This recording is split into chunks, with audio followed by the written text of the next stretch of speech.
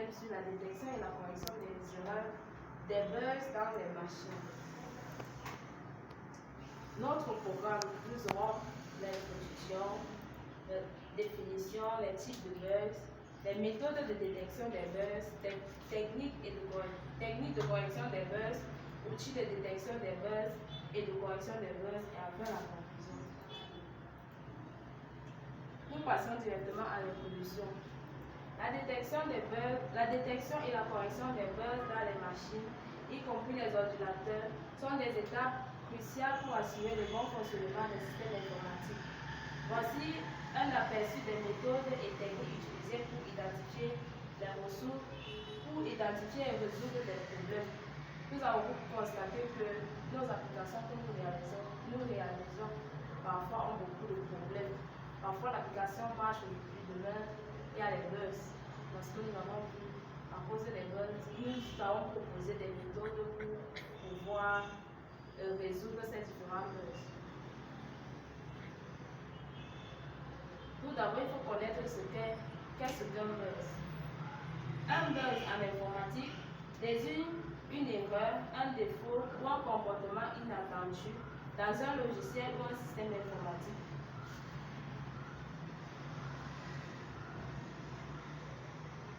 Nous passons les types de bugs en informatique. Nous avons bugs de syntaxe qui présentent des erreurs dans le code qui empêchent le programme de se compiler ou de s'exécuter. Cela inclut des fautes de frappe, des erreurs de ponctuation ou des mots mal utilisés. Les bugs logiques. Problème dans la logique du code qui entraîne des résultats incorrects, même si le code s'exécute sans erreur. Par exemple, une condition mal formulée dans une instruction, if.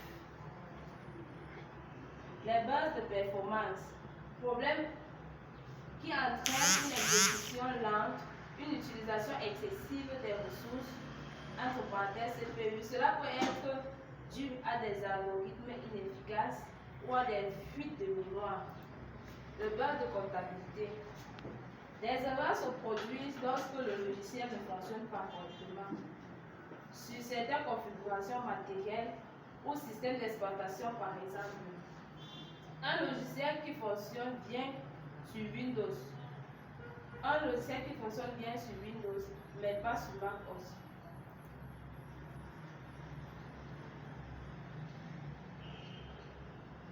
Nous avons les bugs de sécurité, vulnérabilités dans le code, qui peuvent être exploités par des attaquants pour compromettre la sécurité du système. Cela inclut les injections SQL, les failles XSS, cross-site scripting, etc.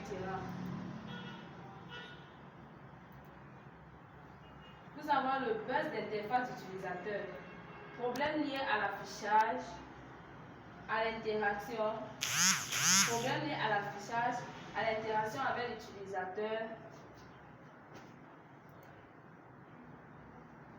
des boutons qui ne fonctionnent pas, des éléments mal alignés ou des textes illisibles. C'est ce que nous rencontrons le plus souvent même dans nos programmes. Les bases de données, erreurs liées à la gestion des données, comme des problèmes de formatage, des données manquantes ou corrompues, des erreurs dans les requêtes de base de données. Base de concurrence. Problème qui survient dans les environnements multi-triadés où plusieurs triades tentent d'accéder aux mêmes ressources simultanément, entraînant le comportement imprévisible. Nous avons le bug de régression, problèmes qui apparaissent après qu'une modification a été apportée au code, souvent en raison d'une interaction inattendue entre différentes parties du logiciel. Nous avons les bugs temporels, erreurs qui se produisent en fonction du temps ou de l'heure.